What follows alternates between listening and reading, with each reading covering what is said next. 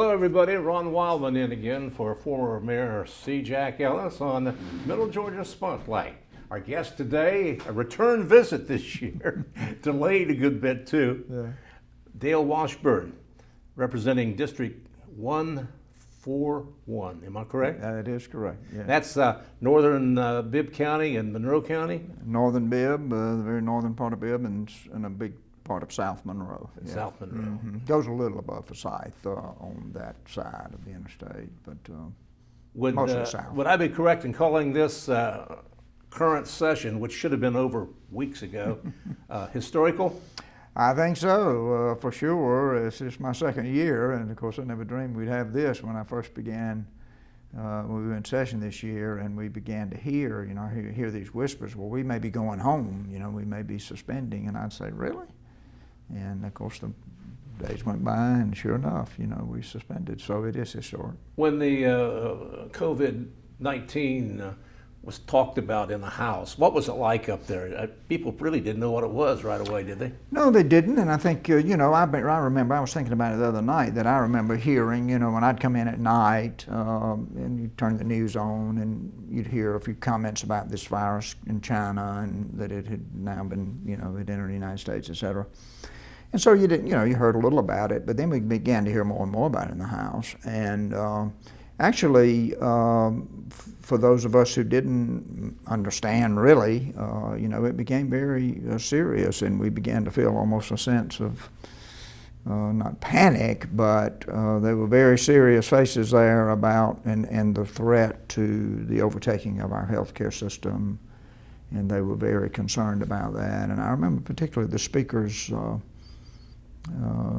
Speaker Ralston, and the comments he made to us from the podium in the House, from his podium in the House, it was very somber, and especially when we went back, we suspended, and then the governor called us back to vote on the emergency powers he was given, and we came back that following Monday, and that day they took our temperature as we came in, and no one was there, and it was different.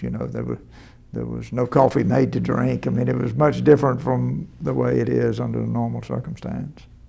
You are in business. You're yes. Real estate businessman. Yes. What was it like for you during those weeks? Well, first of all, when I came home, you will recall that we had immediately, either the day we were there we knew it, or the day after we knew it, that one of the senators had been diagnosed. He had been tested and had thought he was getting better and came back, and then after we were there with him, he was diagnosed. So we were all asked to quarantine for 14 days. So initially, upon coming home, I quarantined. And I did not leave my yard I would leave every morning to walk my big dog, Roscoe. I've got a big old rescued dog named Roscoe, and my wife and I would go walk Roscoe, but we would, of course, never interact with him. I'd never get close to him. But I didn't leave after that, so that was the first thing. I quarantined 14 days. Fortunately, in my business, I do a lot of commercial real estate transactions, and the truth is you do a lot of work on the phone, and you do a lot of work on your laptop, sending emails and doing searches and that kind of stuff. So I was able to continue to work some. And actually for us, our business has remained, I had a couple of things under contract going into the session that did go ahead and close, so that sort of helped me. And the other part of that that's uncertain when the residential people is it is a tremendous seller's market now. There's not a lot of product out there. And there are multiple offers on properties, and so if I have a house that I want to, if you got a house to sell, now's the time to sell it. You're my guy, huh? Yeah, that's right. So that's a good question, but I mean, but in my business in particular, because I'm not the typical real estate practitioner, because I do so much commercial and specialty type things. A lot of times what you're working on doesn't come to fruition for several weeks or months anyway, and so I wouldn't say it has been just a real drought for me. Well, you represent a lot of small business people. I do. Did you hear much from them? I do. I've talked with them and heard from some of them. My brother is a small contractor, master carpenter, builder. And he continued to work, and of course he's told me a time or two, and he always has a lot of work ahead of him. He does high quality work, and he said that he had had a couple of people call him and say, you know, I think I just want to wait a while. Yeah. And so it certainly affected our small business people and people like that, for sure. Those that came to my place, I had a couple of small jobs to do, they said they were having cancellations down the line because when people are unsure what the future is going to be, you can't commit yourself. That's right. And so it certainly has affected, and of course the economic impact of all of this has just been tremendous. And well, that economic impact is one of the big reasons we're going back into session again. That's right. We are charged constitutionally, of course, with the one thing we are charged to do is pass a budget, a balanced budget. And that had not been done. It had not been done. We had sent it to the Senate, but it had not been completed, and so that's one of the reasons we're going back. We also hope there will be some legislation that we will try to do. The Speaker hates to see some of this good stuff that we had done just evaporate, which it will if it doesn't get finished. I was honored to be named the chair of a subcommittee, chair of the subcommittee, the regulatory subcommittee of the Regulated Industries Committee. And I have a bill that had been assigned to me right before we suspended, and it's a good bill. It deals with the lien law, and it's just cleaning up some issues where a small businessman, if somebody doesn't pay him, has a way to file a lien and get paid, and it's a good bill because it protects our small business people and big business people too, for that matter. So I hope that bill gets done, and I called Chairman Alan Powell, who's chairman of the Regulated Industries Committee, yesterday and said, Mr. Chairman, you know, do you think we can get this done? And he said, well, Mr. Chairman Powell's kind of a gruff guy. He said, yeah, well, when you get up there Monday, we'll go talk to the Speaker and see if we can't get him to let us do it, and we'll have a hearing and try to move it forward. So we are going to try to do some things outside the budget. If I recall correctly, now we talked just before the legislative session started back in January, I think. Mm-hmm. Well, anyway, the hot issue, you just had come from a meeting on what, gambling? Yes, right. Mm-hmm. And what's the status of that? That was real hot at the time, by the way. Well, it was, and it appeared, near as I can tell, we felt like, I say we, I was not one of the people really working to promote it particularly. My position had always been that we should give the people a chance to vote on, an opportunity to vote on that. And I will say, as a repeat of what I had said to you in our previous interview, one of the things about it, whether you're for it or against it, is a consideration for me is always trying to keep the tax burden low on our people. And of course, that's one of the things, that's the big issue you're talking about, that is revenue.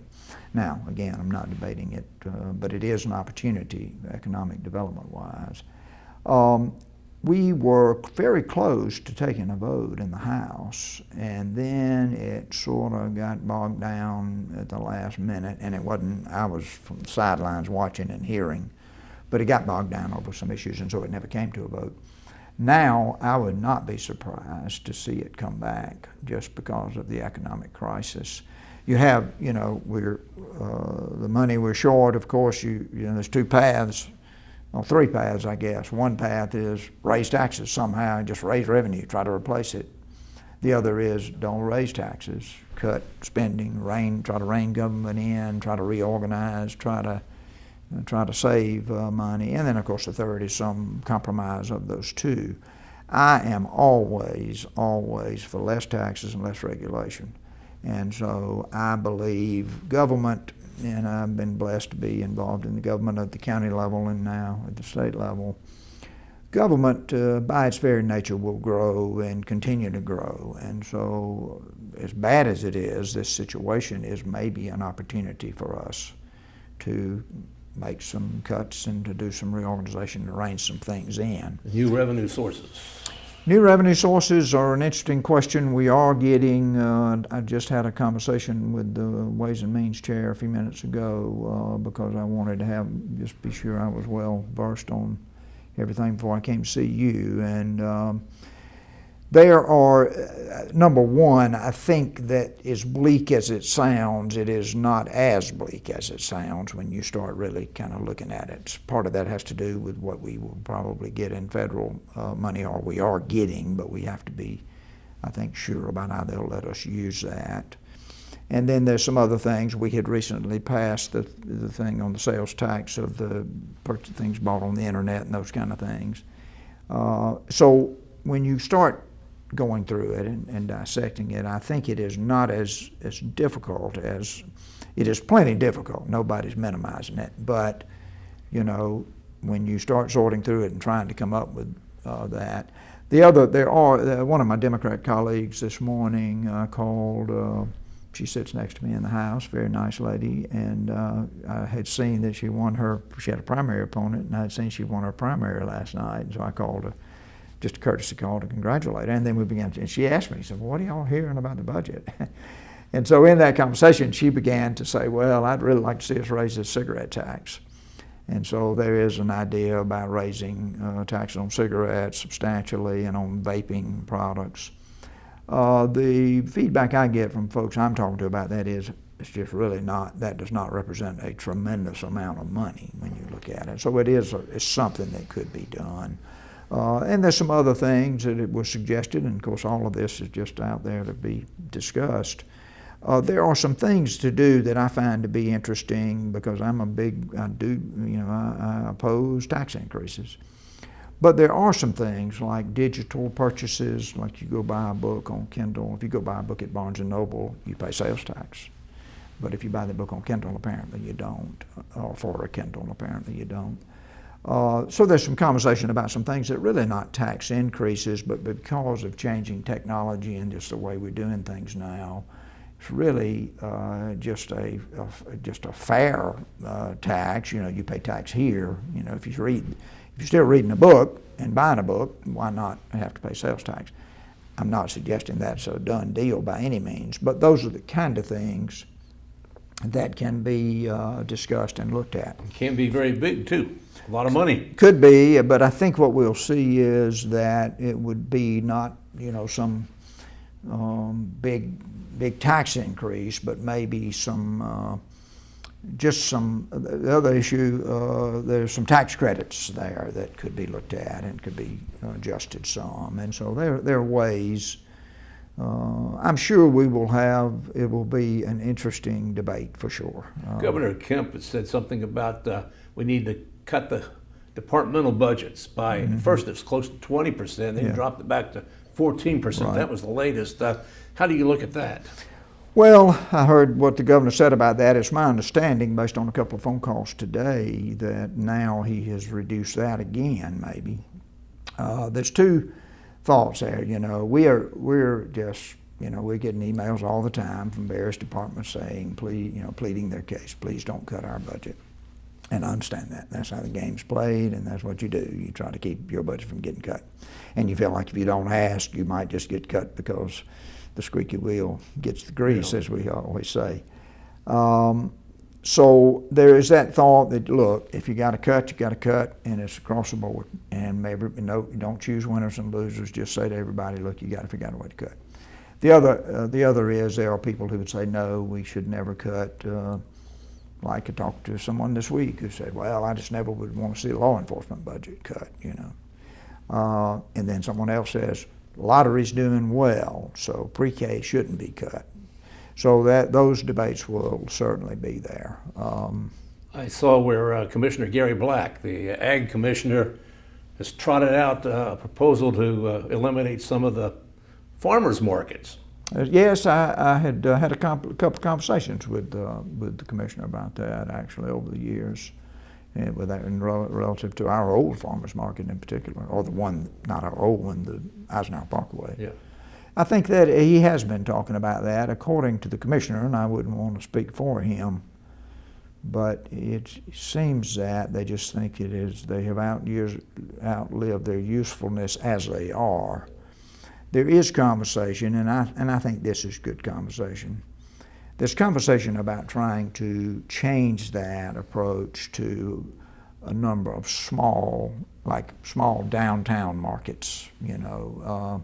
So I think if and the commissioner's a good man, does a good job, and he has been talking about that because we had talked about it some. So I'm not an expert on that by any means, and I know people still want to go to the farmer's market, but there could be an easier way to do it. I Well, think we have these cost-wise. weekly markets popping up everywhere, Yeah. and our farm products are being used there, Yes, so it's serving right. the same purpose in a way. Yes, I can see his thinking yes. on that. Yes, I was honored, my wife and I were honored to go to France a few years ago with Mountain Sales Academy when my wife taught for 30 years, and she 3 different times took a group of singers over there to participate in an international festival. And one of the things I remember about that in the little village where we were, it's called Loche, Wednesday was market day. And on Wednesday, you go downtown and man, you could buy anything there. And so it's an interesting idea, the smaller market and the fresh produce being able to. Well, every day in Middle Georgia, a different town has a market day, and some of these folks just go from one to the other. I know here in Macon it's Wednesday, Warner Robins Thursday. I think up in Milledgeville I think it's a Saturday possible, but Right. it's a good way to move our Georgia-grown products. That's Yes, for and sure. certainly, agriculture is a huge industry in our state, and we certainly want to do what we can to help our farmers market their goods. And of course, I know there are different ways and different markets in which to do that, obviously, in the much bigger picture of selling to big manufacturers and so forth. But anyhow, that will be an interesting thing to see that evolve. A lot of peaches growing in your district too. Yes, absolutely. My good friend Robert Dickey, my colleague and good friend, of course, operates Dickey Farms. I understand it's going to be a good year for them. He told me that a few weeks ago. I asked him, and he said, "Yeah." He said, "We're getting the rain, and they look good. We're gonna have a good year." And As if we don't need another huge issue, but the last couple of weeks have been real rough for our nation. yes, The police departments Yes. under fire. yes. What do you think the attitude in the legislature is going to be about our public safety people? Well, I'm anticipating some conversation about it for sure. This whole situation with these 2 recent incidents, in both cases, are just horrific, and I think all of us agree that they are, and that these folks are being prosecuted as they should be. And so I want to make that clear right up front, that it's just, those incidents are awful. I'm not sure, I've thought a lot about this issue of the conversations going around the country. I saw someone interviewed this morning about the defunding of the police departments and those kind of things. My thought about that from a state standpoint is those are, in my mind, local issues. Your city councils and your county commissions decide what the budget is for the police departments. And I'm sure that this conversation does not mean doing away with police departments, but it apparently is about just moving a lot of budget money away from the police department and moving it to other areas. And that's just a debate that will go on. I've thought a lot about us up there, but I'm sure it could get into play if when we do start talking about what the state budget is for law enforcement, and there's certainly a big part of it that is. So I would anticipate we will hear some things about it. Is the public safety training facility in your district? It is. It sure is. And training is going to be a key part of the future.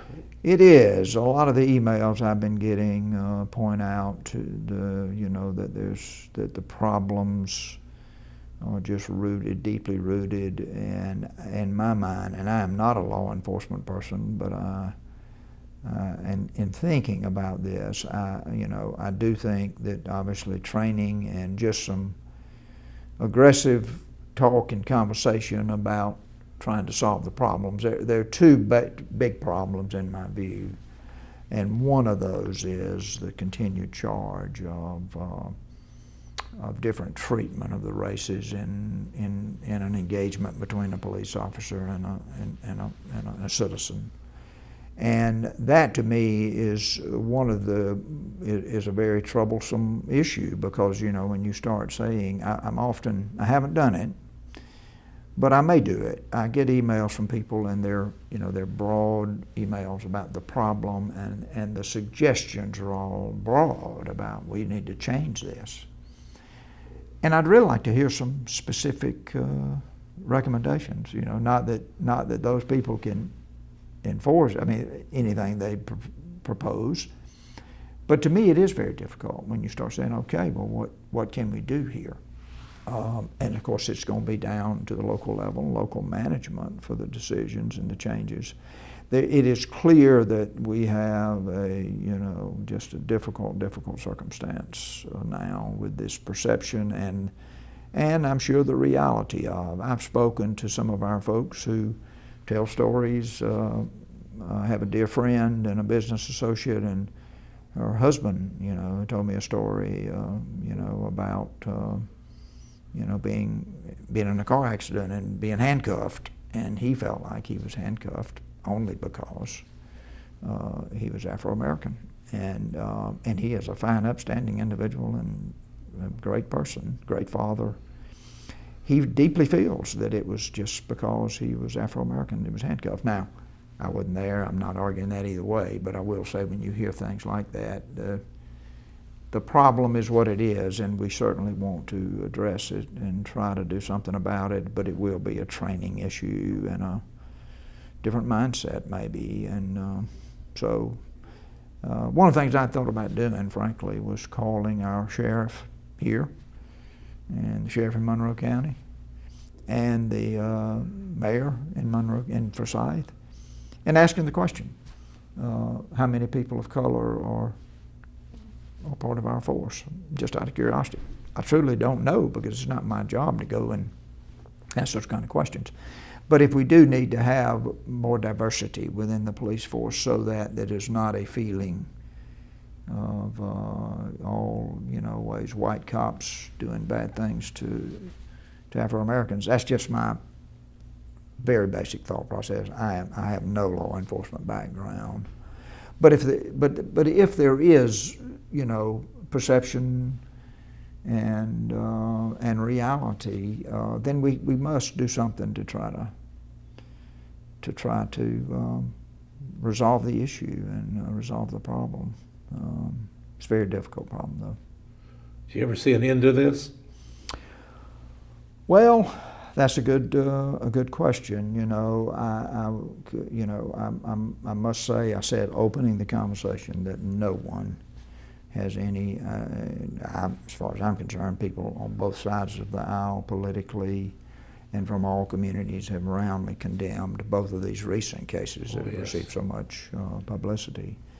And we've roundly condemned it, and we believe that they're being prosecuted as they should be. My personal position is the system should be allowed to do what it does, and I believe if we have adequate prosecution, and they are, all three of these men, or four of these men, or no, 6 of them, I guess, total, are, in our system, they're innocent until proven guilty, and they have their right to their day in court. But if the prosecutor's doing his job, certainly, and they are guilty, then they should be found guilty and punished accordingly. I can never say that it is right to go out and riot and burn buildings and loot buildings, and that's just, we can't embrace that kind of lawlessness. I cannot do that. I mean, it's just not, that's not, peaceful protest is one thing. I know we've had a number of peaceful protests here. I'm very proud that as far as I know, we've had nothing other than peaceful protest here in Macon, and that's a good thing. I know there've been a number of them, and they certainly have the right to do that and have the right to have their voices heard. And so we're not talking about peaceful protests when we talk about the kind of rioting and looting that's occurred. Two separate things. Two separate things. Very entirely. separate things. Yeah. So back to your question. Hopefully, so, yes.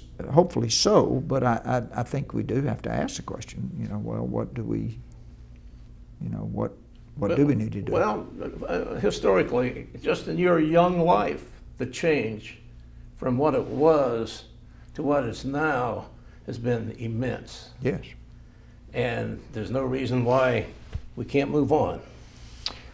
I think that's a good observation. I'm a child of the 60s. Booker T. Hill was the first Afro-American graduate from our high school, and he was in my class. And he sat in front of me, and I would give Booker T. a ride home some days. We both got out of school early, some to go to work or whatever, and he would ask me for a ride, and I was glad to give it to him. And Booker T was in a bad situation then. It was him and maybe 6 or 7 other Afro-American students there, and they were mistreated some by some people. But there was a group of us that tried to be sure they didn't, get mistreated, or at least to try to befriend them.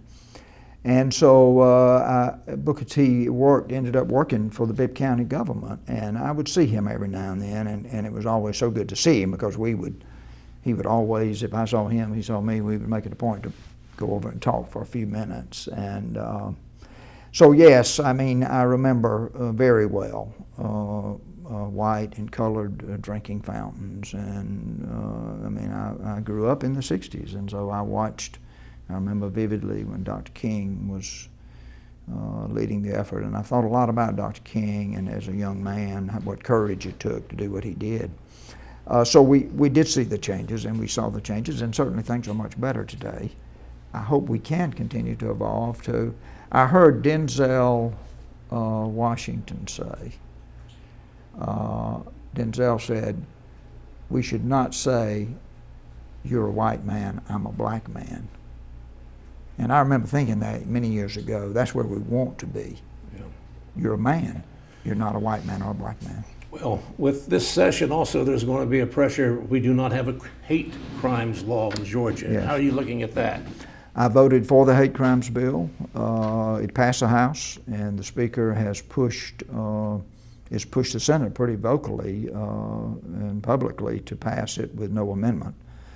So from my point of view, I voted for it when it came through the House, and I hope the Senate will pass it. I think we should do it. I think it sends the right message. As you know now, we had a number of major business leaders sign a letter asking for it. So my personal view is I voted for it when it came through the House, and I hope the Senate will deal with it. And I think it's best that they should deal with it without any modification. So that's my personal answer on that. How about the rest of the Republican Party? Do you get a feel for them on that? Well, we did pass it from the House. It did not pass unanimously, of course. And there are people. I had an email from a good friend and a businessman here just yesterday, and he sent me a very courteous email, and in the email he just said, Dale, I just want to go on record with you that we oppose the hate crimes bill, and he named his wife and said we oppose the hate crime bill, and there was another issue he included, but the one I remember right now is hate crimes because of it. I'm going to call him because of 2 reasons. One is I want him to know that I voted for it already, and I want to talk to him about it and just find out what his views are. I think sometimes there are misconceptions about it. A lot of people just say, look, anytime you kill somebody is hate. Oh, yeah, yeah. But it is different. The idea that someone would target a homosexual just because they're homosexual and do something terrible to them because of that, or because of race, or it's just a very bad thing. Some of those pressures that are on our public officials that people don't hear about all the time. Well, that's when true. Friends call and tell us something differently than what we're going to do. Dale Washburn, thank you very much for being with us. Well, thank you, Ron, for having me. It's been a great interview, and I appreciate your questions, and they're good questions and strong questions. Good luck in the final 11 days of this long session. Well, thank you. I'm looking forward to be there. I'm honored to be there. So thank you for having me today. And thank you for joining us, folks. I'm Ron Wildman in for Jack Ellis on our Middle Georgia Spotlight. Thank you for joining us.